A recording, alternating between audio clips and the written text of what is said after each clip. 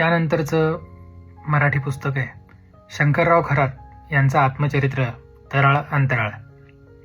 बाबासाहेब आंबेडकर यांच्या सहवासात दीर्घकाळ राहण्याचं सौभाग्य लाभलेले प्रतिभावंत साहित्यिक म्हणजे शंकरराव खरात. त्यांनी बाबासाहेबांच्या निवडक भाषणांचा संग्रह संपादित करून प्रकाशित केलाय. तो बाबासाहेबांच्या चरित्रावर प्रकाश टाकणारा अत्यंत महत्त्वाचा दस्तऐवज आहे. त्या शंकरराव खरातांचं हे आत्मचरित्र. जातीभेदाच्या अस्पृश्यतेचे चटके लहानपणी सहन करूनही या समाजाबद्दल सहानुभूती व्यक्त करणारी जी वृत्ती तराळ अंतराळमधून प्रतीत होते ती बाबासाहेबांकडूनच शंकरराव शिकले असणार याची मला खात्री आहे.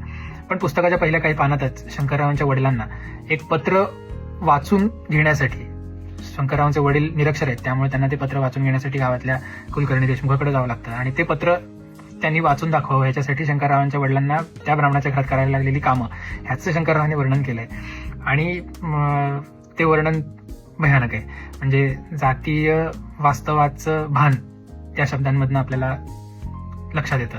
पुढे शंकरराव अखिल भारतीय मराठी साहित्य संमेलनाचे अध्यक्ष झाले. पण भारतीय समाजाचं वास्तव दर्शन घडवून आणणारं हे चरित्र हे एक मराठी भाषेचं अजून एक वैभव आहे. तराळ अंतराळ असं या चरित्राचं नाव आहे. त्यानंतर आहे दुर्गाबाई भागवतांचं ऋतुचक्र. दुर्गाबाई हे नाव उच्चारल्यानंतर समोर येणारी पुस्तकं जनरली म्हणजे व्यासपर्व किंवा त्यांनी गोळा केलेल्या आणि लिहून ठेवलेल्या जातक कथा किंवा हेनरी डेव्हिड थोरोच्या वॉल्डनचं त्यांनी केलेलं अप्रतिम भाषांतर किंवा अशी अनेक पुस्तकं आहेत. पण बाई आजारी होत्या, अनेक महिने घरी होत्या. नाहीतर बाईंचा पत्ता म्हणजे एशियाटिक सोसायटीचं ग्रंथालय. मुंबईमध्ये दुर्गाबाई निश्चित भेटतील अशी जागा म्हणजे एशियाटिक सोसायटीचं ग्रंथालय होतं, अशी बाईंची ख्याती होती. पण आजारपणामध्ये त्यांनी आपल्या खोलीच्या खिडकीतनं बदलत गेलेलं ऋतुचक्र पाहिलं. त्याचं अप्रतिम शब्दचित्रण या छोट्याशा पुस्तकात बाईंनी केलंय.